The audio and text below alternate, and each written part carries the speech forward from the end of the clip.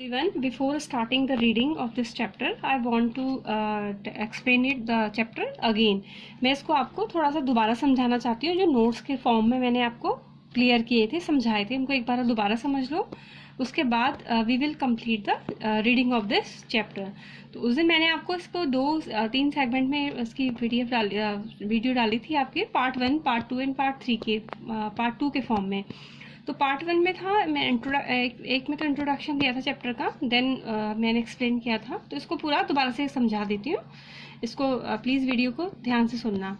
फिर what is government, government क्या है इसके बारे में समझाया था कि the government is a political system by which a country और अ स्टेट इज़ एडमिनिस्टर्ड। मतलब क्या है गवर्नमेंट, अगर मैं आपकी लैंग्वेज में बोलूँ कि गवर्नमेंट क्या है, this government is a small group of people जो क्या करते हैं, ये ग्रुप लोगों का समूह है जो पूरी कंट्री को क्या करता है, एडमिनिस्ट्रेट करता है, चलाता है, गवर्न करता है। तो गवर्नमेंट क्या है, एक ऐसी बॉडी होती है दैट गवर्न अ कंट्री। ये these are the small group of people जिनको हम इलेक्ट करते हैं। हम मीन्स आपके पेरेंट्स जिनको इलेक्ट करते हैं।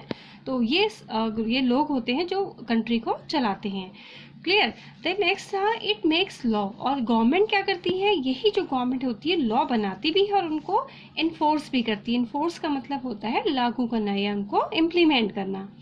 और यहाँ पे जो वर्ड गवर्न का जो मीनिंग है, वो गवर्न का मीनिंग क्या है, एडमिनिस्ट्रेट करना और उनको और सुपरवाइज करना। या और किसको सुपरवाइज करना, an area of a land and group of people. Clear.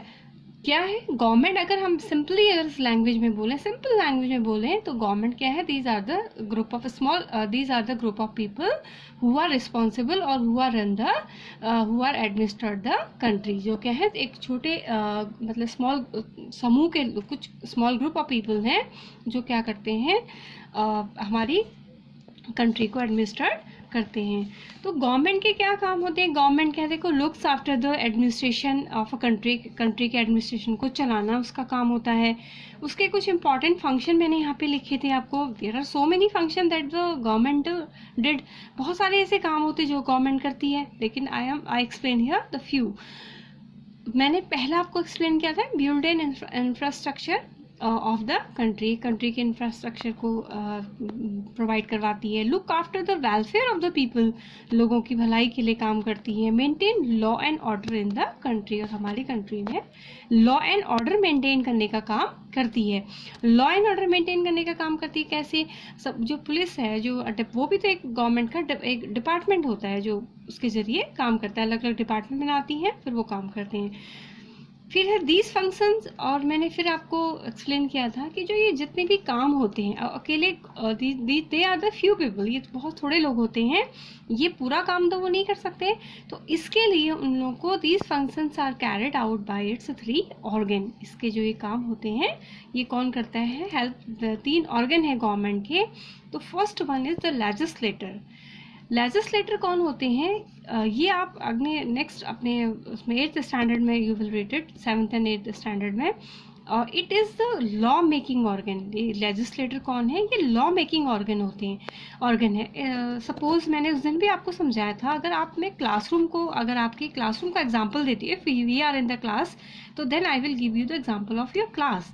सो अगर आपके क्लासरूम में लेके चलूँ, आपका सपोज करिए आपकी क्लासरूम है, क्लासरूम में आपके ऐसे रो बैठी होती है, 1 2 3 4 रोज बैठी हुई हैं, सपोज करिए, ठीक है। और देयर आर 40 स्टूडेंट बैठे हुए हैं आपकी क्लास में। और इसमें अगर क्या कहेंगे, वैसे ही क्या होता है कि ऐसे ही एक लेजिस्लेटिव असेंबली होती है। I am explaining you in your language, मैं आपको आपकी ही लैंग्वेज में समझा रही हूँ। कि सपोज करिए कि आप अपने क्लासरूम का एग्जांपल ले रहे हैं। आप ये मत सोचना कि क्लासरूम में बैठे हैं, आप सोचिए कि हम लेजिस्लेटिव असेंबली में बैठे हैं। वो भी एक ऐसी ही जगह होती है जहाँ पे लोग बैठते हैं। तो अब ये लेजिस्लेटिव असेंबली में क्लासरूम है।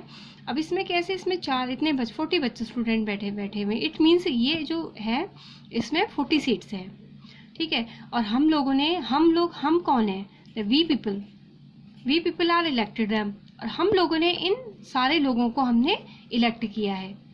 और ये वी कौन है, जिनकी एज 18 ईयर्स और या 18 ईयर्स से प्लस में होती है, ठीक है। हम लोगों के पास क्या होता है, राइट होता है कि हम अपने इन लोगों को हम इलेक्ट कर सकें।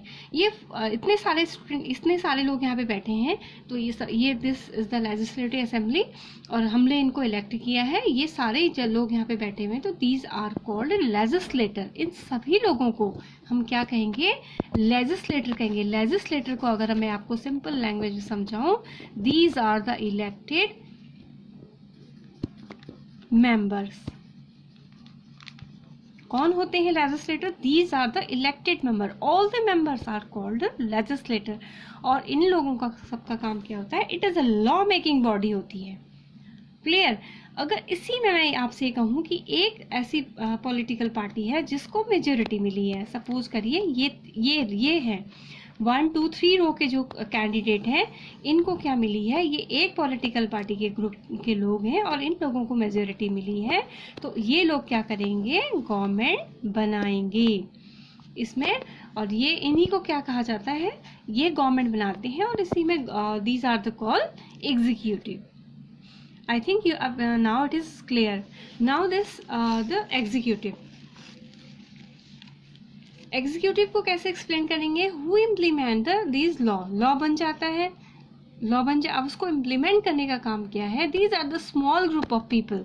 ये क्या होते हैं? गवर्नमेंट के जो they are the small group of people which are responsible to implement these laws and also run the government, जो गवर्नमेंट को चलाते हैं और लॉज को इम्प्लीमेंट करते हैं, तो दीज आर कॉल्ड एग्जीक्यूटिव। फिर नाउ इसका जो थर्ड ऑर्गन था वो जुडिशरी था। जुडिशरी क्या है? इट इंश्योर, वो इस बात से इंश्योर करती है, मतलब इस बात को ध्यान देती है कि that the law and rules of the country are followed properly, कि जो लॉ बने हैं कंट्री के, रूल्स बने हैं कंट्री के, हर एक लोग, हर एक एवरी पीपल या हर एक ऑर्गेनाइजेशन उन रूल्स को फॉलो करे and right of the people are protected. और जो हमें राइट दिए गए हैं कॉन्स्टिट्यूशन से, उनको प्रोटेक्ट करने का काम भी किसका होता है?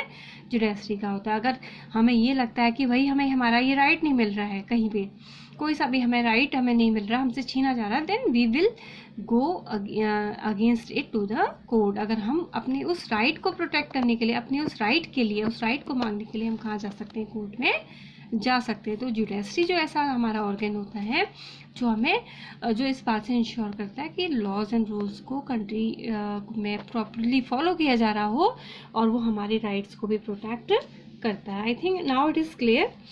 Then I will explain the level of government. तो लेवल होते हैं गवर्नमेंट के, 3 लेवल होते हैं। लोकल लेवल पे गवर्नमेंट काम करती है, स्टेट लेवल पे काम करती है और सेंट्रल लेवल पे काम करती है।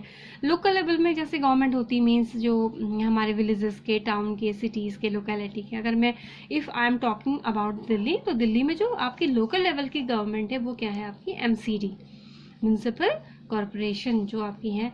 और वैसे म्यूनसिपल काउंसिल भी होती हैं, विलेज पंचायतें होती हैं। These are the local level of government. ये क्या है? हमारी लोकल लेवल की गवर्नमेंट होती है। Next moving to the next, the state level government. तो एट द स्टेट लेवल की गवर्नमेंट होती है, जैसे हमारे चीफ मिनिस्टर हैं, गवर्नर है एंड स्टेट लेजिस्लेटिव असेंबली हो गई, ये स्टेट लेवल की गवर्नमेंट होती हैं। Clear? Now central level government. Central level government में क्या होता है? वी हैव द प्रेसिडेंट है, द PM है, प्राइम मिनिस्टर है एंड द पार्लियामेंट है। तो ये क्या होती है? ये क्या है? हमारा सेंट्रल लेवल ऑफ गवर्नमेंट है। जैसे स्टेट लेवल ऑफ गवर्नमेंट में अगर मैं आपको कहूँ, अरविंद केजरीवाल हमारे चीफ मिनिस्टर है दिल्ली के, ठीक है, ये एक यूनियन टेरिटरी है और गवर्नर है यहाँ पे, और आपके क्या है? स्टेट लेजिस्लेटिव असेंबली है। और सेकंड सेंट्रल लेवल पे वी हैव द प्रेसिडेंट, हमारे पास प्रेसिडेंट होते हैं, प्राइम मिनिस्टर काम करते हैं और क्या है? पार्लियामेंट। तो ये क्या है? ये these are the central level of government. Now types of the government. Types of the government में क्या था? आपकी जो बुक है उसमें केवल 2 ही टाइप्स उसमें एक्सप्लेन किए गए, डेमोक्रेसी एंड मोनार्की। तो पहले है डेमोक्रेसी। डेमोक्रेसी का मतलब क्या था? Means the government of the people and for the people. क्या है डेमोक्रेसी का मीन्स? क्या होता है कि जहाँ पे जो गवर्नमेंट लोगों के लिए गवर्नमेंट होती है, लोगों के द्वारा चुनी गवर्नमेंट होती है और लोगों के ही की गवर्नमेंट होती है। And the people have right, और डेमोक्रेसी में सबसे बड़ा इसका की फीचर क्या है कि they have the right to choose their representative. इनके पास राइट होता है लोगों के पास कि वो अपने रिप्रेजेंटेटिव को चूज करें। And they have right to participate in the governance, और उनके पास पूरा राइट होता है कि वो गवर्नेंस में, गवर्नमेंट में पार्टिसिपेट करें। किस तरीके से? वो अपने रिप्रेजेंटेटिव भेजते हैं जिसके जरिए वो गवर्नमेंट में पार्टिसिपेट करते हैं। और डेमोक्रेसी में भी इसके होते एक यूनिटरी डेमोक्रेसी होती है, यूनिटरी और फेडरल होती है, दो तरीके की होती है। तो यूनिटरी क्या है?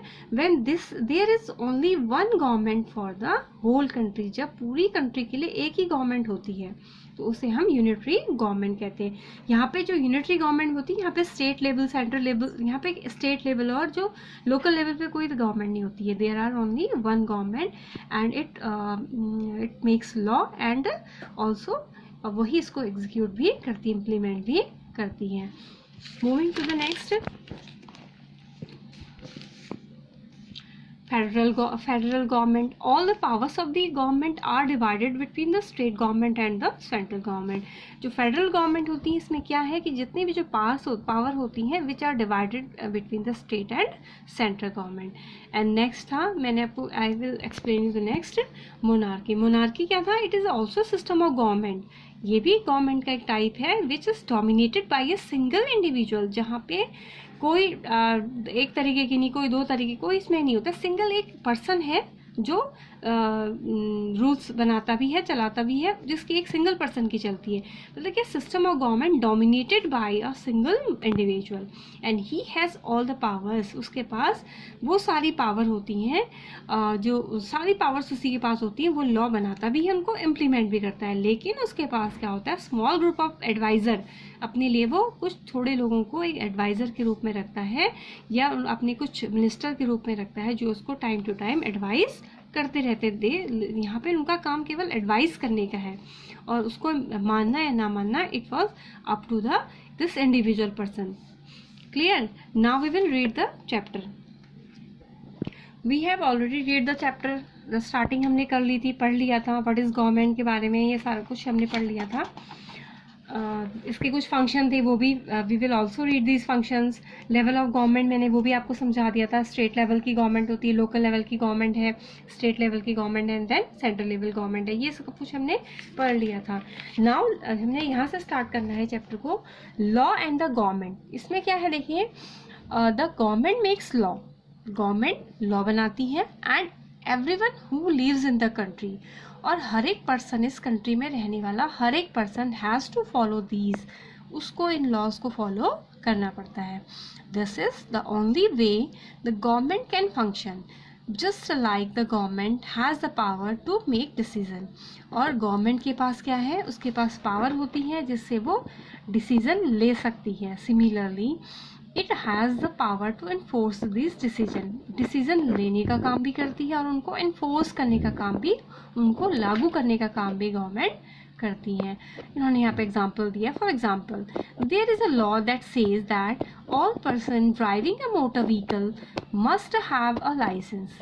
एग्जाम्पल दे रखा है कि लॉ बना दिया गया है कि जितने भी जो लोग हैं जो मोटर व्हीकल ड्राइव करते हैं, यानी कि मोटर बाइक चलाते हैं, टू व्हीलर चलाते हैं, तो they must have a licence. उनके पास क्या होना चाहिए? लाइसेंस होना चाहिए। जो भी ड्राइविंग करते हैं उनके पास लाइसेंस होना जरूरी है। And any person caught driving a vehicle without a licence can either be jailed or fined a large sum of money. और क्या लॉ बना दिया? अगर कोई भी पर्सन बिना लाइसेंस के अगर ड्राइविंग करते हुए पकड़ा जाता है तो या तो उसका क्या licence vehicle that he will put into the jail, या तो उसको क्या करेंगे? जेल में डाल दिया जाएगा, और fined a large sum of money, या उसके ऊपर पेनल्टी या फाइन लगा दिया जाएगा। Without this law the government's power to make decision is not much use. बिना लॉ के अगर लॉ नहीं बनेंगे तो जो गवर्नमेंट की पावर है उसको डिसीजन लेने का उसका बहुत ज़्यादा यूज़ नहीं हो पाएगा। यानी कि जो गवर्नमेंट का काम है लॉज बनाना और उनको इम्प्लीमेंट करना, बिना लॉ के जो पावर होगी उसका ज़्यादा यूज़ नहीं हो पाएगा।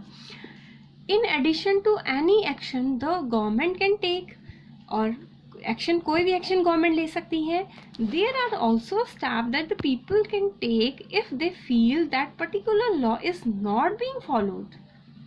मीन्स ये देयर इज ऑल्सो स्टेप, और ये भी है कि that the people can take if they feel, अगर लोगों को ये लगता है, कोई लॉ बना दिया है गवर्नमेंट ने, लॉ बना दिया गवर्नमेंट ने, उसको इम्प्लीमेंट भी कर दिया, उसको लागू भी कर दिया. अगर लोगों को ये लगता है कि वो जो पर्टिकुलर लॉ है उनके फेवर में नहीं है, तो वो क्या कर सकते हैं, वो भी स्टेप ले सकते हैं. यहाँ पे वो भी कोई ना कोई स्टेप ले सकते हैं. वो क्या स्टेप ले सकते हैं? If a person feel for example that they were not hired for a job, अगर एक पर्सन को ये लगता है कि उसको नौकरी पे नहीं रखा जा रहा है बिकॉज ऑफ देयर रिलीजियन और कास्ट, क्योंकि वो किसी पर्टिकुलर रिलीजियन और कास्ट से बिलोंग करता है, देन ही और सी में अप्रोच द कोर्ट, तो वो क्या कर सकता है, उसके अगेंस्ट वो कोर्ट में जा सकता है. And claim that the law is not being followed, और वो ये बोल सकता है कि लॉ को फॉलो नहीं किया जा रहा है. गवर्नमेंट ने लॉ बना दिया कि भाई सबको ये जॉब देनी पड़ेगी फॉर एग्जांपल, ठीक है. अगर उसके बावजूद भी कोई भी पर्सन, अगर एक पर्टिकुलर लॉ बना दिया, अगर लोग उस लॉ को फॉलो, कोई भी डिपार्टमेंट या ऑर्गेनाइजेशन उस लॉ को फॉलो नहीं कर रहा है, ठीक है, तो वो लॉ को फॉलो नहीं कर रहा है, तो वो पर्सन, जिस भी पर्सन को जॉब नहीं दी जा रही है कि वो पर्टिकुलर रिलीजन और कास्ट से बिलोंग करता है, तो वो उसके अगेंस्ट जो है कोर्ट में जा सकता है. वहाँ पे वो ये बता सकता है कि वो ऑर्गेनाइजेशन इस लॉ को फॉलो नहीं कर रहा है. The court can then give orders about what should be done, तो उसके अकॉर्डिंग जो होता है कोर्ट उसको उनको ऑर्डर देगा. Clear? Now types of government, इसमें है कि who gives the government this power to make decision and force laws. कौन लोग हैं, द हु को, वो कौन लोग होते हैं जो गवर्नमेंट को पावर देते हैं डिसीजन लेने की और लॉज को इन्फोर्स करने की. The answer to this question depend on the type of government there in the country. किस पे डिपेंड करता है कि उस पर्टिकुलर कंट्री में किस तरीके की, किस टाइप की गवर्नमेंट काम कर रही है. In democracy it is the peoples who give the government this power. Democratic, जब डेमोक्रेसी है, डेमोक्रेटिक गवर्नमेंट है, तो वहाँ पे जो ये पावर किसके हाथ में होती है, लोगों के हाथ में होती है, कि लोग गवर्नमेंट को पावर देते हैं कि they can take the decision. और कैसे होता है, they do this through the election in which they vote for a particular person और इलेक्ट देम. और लोग कैसे करते हैं, डेमोक्रेटिक गवर्नमेंट में जो पावर होती है, गवर्नमेंट के डिसीजन ले सकती है, उसकी जो पावर है वो डेमोक्रेसी में कौन देता है, लोग गवर्नमेंट को पावर देते हैं. और कैसे देते हैं, थ्रू इलेक्शन के जरिए देते हैं, क्योंकि जो indirectly we are the people who participate in the government. हम डेमोक्रेसी में क्या है कि हम वो लोग हैं जो गवर्नमेंट में पार्टिसिपेट करें, but indirectly we are participating in the government. Directly तो हम नहीं जा सकते, हम अपने बिहाफ में अपने रिप्रेजेंटेटिव को भेजते हैं. जैसे आपके फॉर एग्जांपल अगर मैं आपका लूँ, आपकी क्लास में है, क्लास में 40 स्टूडेंट हैं, अगर बाहर से आपकी हमारी जो चेयर पर्सन है आपसे कोई भी क्वेश्चन पूछ रहे हैं, आपसे कुछ पूछना चाह रहे हैं, तो वो पूरी क्लास में ना आकर के आपके जो क्लास मॉनिटर है उसको बुलाएंगे और उससे पूछेंगे कि आपका कुछ भी, किसी भी चैप्टर के रिगार्डिंग, किसी भी सिलेबस के रिगार्डिंग आपसे क्वेश्चन पुट अप करेंगे. तो वो ये तो पॉसिबल नहीं है कि सारे बच्चों से चिल्ला के पूछेंगे या सारे बच्चे चिल्ला के आंसर देंगे. It is not possible. तो वो जो क्लास मॉनिटर है वो आपके बिहाफ में वहाँ जा रहा है और उनको आंसर दे रहा है. सेम वे जो we are also participating in the government but not in the direct way. And हम क्या कर रहे हैं, we are elected our representative, हम अपने रिप्रेजेंटेटिव को इलेक्ट कर रहे हैं और हमारे बिहाफ में वो वहाँ जा करके काम कर रहा है, हमारे बिहाफ में बात कर रहा है. ठीक है. They do this through election in which they vote up for a particular person. हम क्या करते हैं, इलेक्शन के जरिए करते हैं और जिसमें हम एक पर्टिकुलर पर्सन को वोट कास्ट करते हैं और उसको हम इलेक्ट करते हैं. Once elected, these person form the government. अब एक बार हमने उनको इलेक्ट कर दिया तो ये क्या बन जाते हैं, गवर्नमेंट बनाते हैं. In our democracy, the government has to explain its action and defined its decision to the people. और डेमोक्रेसी में क्या होता है कि जो गवर्नमेंट होती है उसको अपने जो भी वो काम कर रही है, जो भी डिसीजन ले रही है उसको लोगों को एक्सप्लेन करना ही होता है। Clear.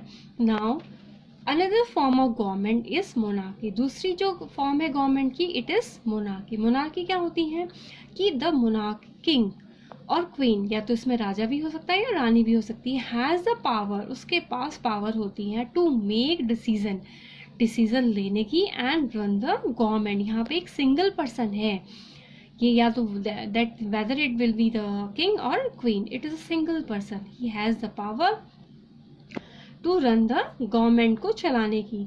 The monarch may have a small group of people to discuss matter with, और ये क्या करते हैं, अपने साथ स्मॉल ग्रुप ऑफ पीपल को अपॉइंट करते हैं, रखते हैं, जिनके साथ वो डिस्कस मैटर्स को डिस्कस कर सकें। But the final decision making power remains with the monarch. लेकिन जो फाइनल डिसीजन होता है वो किसका होता है, उस सिंगल इंडिविजुअल का होता है, उस मोनार्क का होता है सिंगल, चाहे whether it was a king or queen. Decision लेने का काम केवल इसी का होता है। ये जो स्मॉल ग्रुप ऑफ पीपल है they can advice him only, वो केवल उसको एडवाइस कर सकते हैं। Unlike in a democracy, the king and queens do not have to explain their action or defend the decision they take। और इसमें क्या है, इनके डेमोक्रेसी की तरह नहीं है इसमें कि डेमोक्रेसी में क्या होता है, उनको जो भी वो एक्शन ले रहे हैं उसको एक्सप्लेन करना होता है उनको, लेकिन यहाँ पे किंग और क्वीन को उसको ना तो डिफेंड करने की ज़रूरत होती है ना ही उसको एक्सप्लेन करने की ज़रूरत होती है। उसका जो किंग और क्वीन ने जो भी मोनार्की में किंग और क्वीन ने जो भी डिसीजन ले लिया, it was his or her ultimate decision that the people had to be followed। Now democratic government, what is democratic government? India is a democracy, India हमारी क्या है, democracy है। This achievement is a result of long and eventful struggle of the Indian people। और ये democracy ऐसे ही नहीं हमारे पास आई है, ये किसका, ये जो अचीवमेंट है हमारा किसका रिजल्ट है कि जब यहाँ पे बहुत लंबा एक स्ट्रगल चला था इंडियंस का, ब्रिटिशर के अगेंस्ट जो हमने लड़ाई लड़ी थी उसके बाद जो स्टैब्लिश की गई थी, तो that is the democratic government. There are other places in the world where people have also struggle to have the democracies. और ऐसे बहुत सारे वर्ल्ड में ऐसी बहुत सारी जगह थी जहाँ पे लोगों ने डेमोक्रेसीज के लिए लड़ाई लड़ी थी। You now know that the main feature of democracy is that the people have the power to elect their leader। अब क्या है, मेन फीचर है डेमोक्रेसी का कि जो लोग हैं दे हैव द पावर, अब उनके पास पावर है, किस चीज़ की पावर है, टू इलेक्ट देयर रिप्रेजेंटेटिव, अपने रिप्रेजेंटेटिव को इलेक्ट करने की। So in a sense of democracy is rule by the people. इसलिए डेमोक्रेसी क्या है, it is a rule by the people. ये क्या है कि जहाँ पे लोगों के द्वारा ही शासन किया जाता है। The basic idea is that people rule themselves by participating in making of these rules। मतलब बेसिक आइडिया मीन्स क्या है, डेमोक्रेसी का मतलब क्या है कि that the people rule themself, जो लोग हैं वो रूल करते हैं, खुद रूल करते हैं। और कैसे करते हैं, by participating in making of these rule, उनका इन नियमों को बनाने में उनका पूरे तरीके से कंट्रीब्यूशन रहता है। इनडायरेक्ट वे में करते, डायरेक्ट वे में नहीं करते, बट इनडायरेक्ट वे में they will participate in making these rules. Democratic government in our times are usually referred to as representative democracies। ठीक है, representative democracies में कहा जाता है। इन अभी है क्या, what is representative democracies?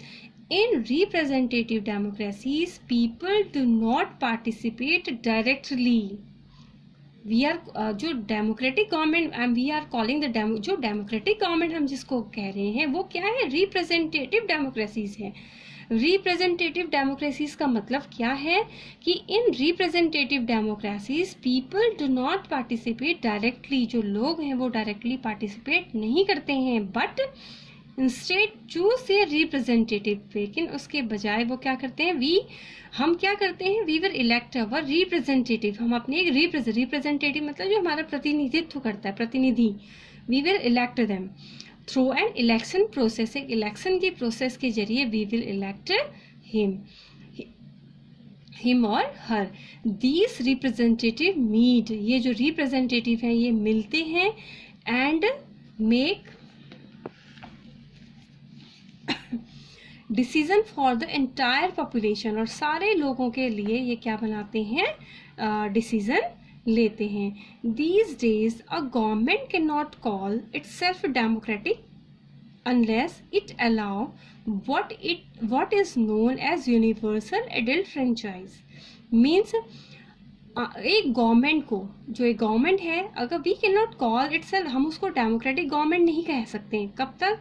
Unless it allow what is known as, जब तक कि वो अपने राज्य में, अपने पूरी कंट्री में यूनिवर्सल एडल्ट फ्रेंचाइज को इम्प्लीमेंट नहीं करती है। मतलब अगर उसने यूनिवर्सल एडल्ट फ्रेंचाइज इम्प्लीमेंट किया है then it will be called a democratic government, otherwise not. क्यों? Because what is democratic universal adult franchise? This means that all adult in the country are allowed to vote, कि जो हमारी country में जितने भी adult हैं उनके पास vote डालने का राइट होना चाहिए। अब अडल्ट कौन है?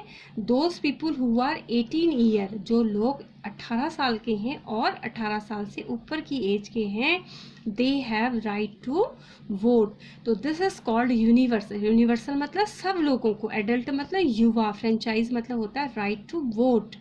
अगर आप इसको मीनिंग करके निकालेंगे तो इसका मीनिंग यही निकलेगा। तो इसका मतलब क्या है कि 18 साल और 18 साल से प्लस के जितने भी लोग हैं, they have the right to elect their representative. अगर एक गवर्नमेंट जो है इसको इम्प्लीमेंट करती है, इसको लागू करती है, then it will be a democratic government. But if it was not always like this, can you believe that there was a time when the government didn't allow the women and the poor to participate in election? ऐसा नहीं है कि हमें ग्रांटली ये मिला था। इसमें जो हमारा इंडिपेंडेंस से पहले जब यहाँ पे ब्रिटिश का रूल था, तो यहाँ पे जो हमें वोट डालने का राइट नहीं था। देयर तो उसके राइट तो मिला, उसके कुछ टाइम के बाद कुछ थोड़े भर लोग थे जिनको वोट डालने का राइट मिला था। तो जितने भी जो भारत इंडिपेंडेंस हुआ था, बहुत सारे जितने भी जो हमारे नेशनलिस्ट थे उन्होंने वहीं पे डिसाइड कर लिया था कि जब इंडिया इंडिपेंडेंट होगा तो सबसे पहला काम वो क्या करेंगे, जब वो करेंगे यूनिवर्सल सब लोगों को वोट डालने का राइट देंगे। इसमें था कि बहुत सारी ऐसी कंट्रीज हैं जिसमें वुमेन्स और पुअर लोगों को इलेक्शन में पार्टिसिपेट करने का की परमिशन दी नहीं जाती थी। In their earliest forms, government allowed it only men who owned property and were educated to vote. पहले क्या था कि जिन लोगों के पास गवर्नमेंट, उन्हीं लोगों को वोट डालने का राइट था जो only the men who owned property, जिनके पास संपत्ति मतलब प्रॉपर्टी थी, और जो those who were educated, जो क्या थे, पढ़े लिखे थे, उन्हीं लोगों को वोट डालने का राइट दिया जाता था। This meant that women, the poor, the propertyless and the uneducated were not allowed to vote. इसका मतलब ये था कि जो women हैं, poor people हैं, propertyless है जिनके पास ज़मीन नहीं है, and uneducated जो लोग हैं, they were not allowed to vote. उन लोगों को वोट डालने का राइट नहीं था। The country was governed by the rule and regulation that these few men made. और जो कंट्री थी वो कौन गवर्न करता था? जो ये थोड़े से लोग थे, जो फ्यू मैन मेड, जो थोड़े से लोगों ने मिलकर के जो लोगों को इलेक्ट किया है, यही लोग क्या बनाते थे? रूल्स एंड रेगुलेशंस बनाते थे। In India before independence, independence से पहले, ओनली अ स्मॉल माइनॉरिटी, कुछ थोड़े ही, माइनॉरिटी मतलब होता है जो माइनॉरिटी का अगर हिंदी में मीनिंग निकालेंगे तो जो संख्या में कम है, जिनका जो small group of people you can say, ठीक है। Only the small minority was allowed to vote, केवल थोड़े ही लोगों को वोट डालने का राइट था। And they therefore came together to determine the fate of the majority, and several people including Gandhi ji were shocked at the unfairness of this practice and demanded that all the adults have right to vote. Means क्या है? Then they therefore came together to determine the fate. उसके बाद जो ये बाकी जो लोग थे वो इकट्ठे हुए, आपस में इकट्ठे हुए, और उन्होंने क्या किया? इंक्लूडिंग इसमें गांधी जी भी इंक्लूड हुए, जो कि काफ़ी जिनको शॉक्ड थे कि जो ये अनफेयरनेस था दिस प्रैक्टिस, जो ये अनफेयरनेस प्रैक्टिस चली हुई थी कि जो small people group of people थे, they are only these people are allowed to vote, जो ये अनफेयरनेस चल रही थी इसके वो भी अगेंस्ट थे। और उन्होंने क्या किया, डिमांड की दैट जितने भी एडल्ट हैं इस कंट्री में, जितने भी युवा लोग हैं, उन सबके को क्या मिलना चाहिए, वोट डालने का राइट मिलना चाहिए। और this is known as universal adult franchise, और इसको क्या कहा गया, यूनिवर्सल एडल्ट फ्रेंचाइज कहा गया। Writing in the journal young India in 1931, अपने जर्नल में यंग इंडिया में लिखते हुए गांधी जी ने कहा था कि I can not possibly bear the idea, मैं इस आइडिया को सहन नहीं कर सकता हूँ कि that a man who has got wealth, जिसके पास संपत्ति है, शुड गेट द वोट, उसको वोट डालने का राइट है, but a man who has got character, लेकिन एक ऐसा पर्सन जिसका कैरेक्टर तो है, चरित्र है, बट नो वेल्थ, लेकिन उसके पास धन संपत्ति नहीं है, और लिटरेसी, न ही वो पढ़ा लिखा है, शुड हैव नो वोट, उसको वोट डालने का राइट नहीं है। उन्होंने कहा था कि मैं इस बात को बिल्कुल भी एग्री नहीं करता हूँ, ना मैं इसको सहन करता हूँ, ना मैं इसको इस बात से सहमत हूँ। और that a man who honestly work, और वो पर्सन जो ऑनेस्टली काम करता है, ईमानदारी से काम करता है, by the sweat of his bro, मतलब दिन भर पसीना बहाता है, and day out should not have the vote for the crime of being a poor man, और उसको वोट डालने का राइट नहीं है, क्योंकि उसने क्या क्राइम किया है कि वो एक गरीब है, उसने गरीब होने का क्राइम किया है, और उसको इसके बावजूद उसे वोट डालने का राइट नहीं दिया जाता है। तो वो गांधी जी ने बोला था कि मैं इसके अगेंस्ट हूँ। That's all, here the chapter is completed. और if you have the book, अगर आपके पास बुक है तो please read the chapter read जरूर करना, then you will understand these chapters, and in the next video I will discuss the question answer of this chapter. Then we will start the next chapter of civics also. Thank you.